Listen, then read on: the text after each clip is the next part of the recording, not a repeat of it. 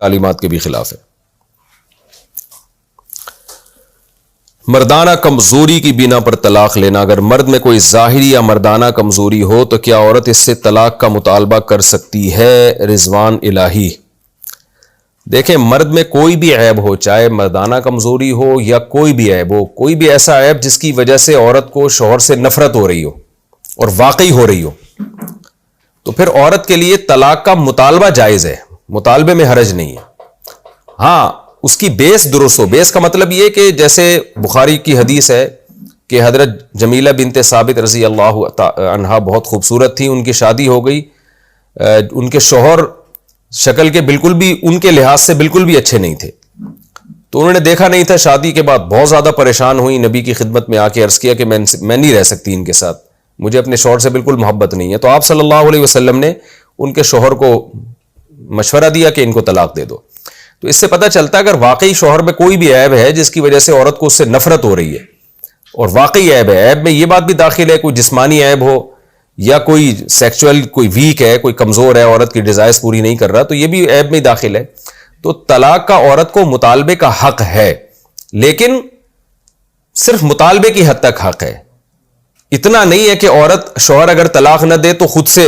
وہ اپنے اوپر طلاق واقع کر لے یا کورٹ سے جا کے طلاق لے لے، یہ نہیں ہے۔ تو شوہر اگر دے دے تو ٹھیک ہے، نہیں دے تو پھر اسی کے ساتھ نباہ کرے، پھر اسی سے محبت کرنے کی کوشش کرے۔ تو حضرت ثابت انصاری رضی اللہ تعالی عنہ نے دے دی تھی تو حضرت جمیلہ کو طلاق ہو گئی، نہ دیتے تو نہیں ہوتی۔ تو مطالبہ کوئی معقول بیس پر کیا جا سکتا ہے، پھر شوہر کی مرضی چھوڑ دیتا ہے تو ٹھیک ہے، نہیں چھوڑ دیتا تو پھر عورت اسی کے ساتھ نباہ کرے۔ کورٹ سے طلاق کا حق اس وقت ہوگا جب کوئی بہت ہی معقول ریزن ہوگی، تو اس کی وہ ریزن کیا ہے وہ کئی بار میں بیان کر چکا ہوں۔ اس کے بغیر صرف جو چھوٹی چھوٹی باتوں پر آج کل طلاقوں کا مطالبہ کیا جا رہا ہے وہ ٹھیک نہیں ہے۔ باقی کمزوری ایک الگ چیز ہے، اگر کوئی مرد بالکل ہی نامرد ہے، یعنی وہ شادی سے لے کے اب تک 1 سال گزر گیا، 6 مہینے گزر گئے، ایک بار بھی ہم بستری کر ہی نہیں سکا ہے،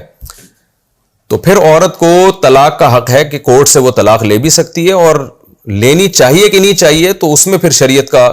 کہ ترغیبی حکم یہی ہے کہ لے لینی چاہیے۔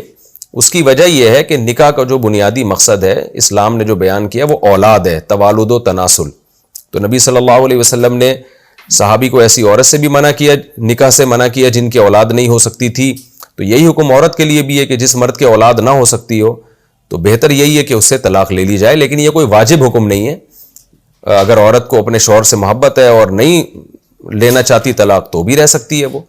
اور لیکن اگر مردانہ لحاظ سے شوہر میں بالکل بھی قوت نہیں ہے، وہ کر ہی نہیں سکتا، تو پھر مستحب بھی ہے کہ وہ طلاق لے لے، بہتر یہی ہے کہ وہ طلاق لے۔ وجہ اس کی یہ ہے کہ عورت کو پھر بعد میں فتنوں میں پڑنے کا اندیشہ ہے، یہ ممکن ہے کہ کل اس کی ڈیزائرز بڑھتی چلی جائیں اور وہ غیر مردوں سے ناجائز تعلقات قائم کرنا شروع کر دے، بلکہ مرد ہی کو چاہیے کہ ایسے صورت میں خود سے اس عورت کو چھوڑ دے تاکہ اس کی زندگی تباہ نہ ہو۔ ایسے واقعات ہمارے سامنے آئے ہیں کہ مرد بالکل نامرد تھا، عورت نے اس کے ساتھ وفا کی اور اپنی جوانی پوری برباد کر دی اس نے، لیکن اس کی وفا کا اس کو اچھا صلہ نہیں ملا، تو چند سالوں کے بعد مرد کو اپنی بیوی کے بارے میں شکوک و شبہات پیدا ہونا شروع ہو گئے، کہ تو یہ شیطان کو بہت سارے موقع ملتے ہیں۔ تو اگر بالکل ہی کوئی نامرد ہے اور علاج بھی نہیں ہو سکتا تو پھر ایسی صورت میں بہتر یہی ہے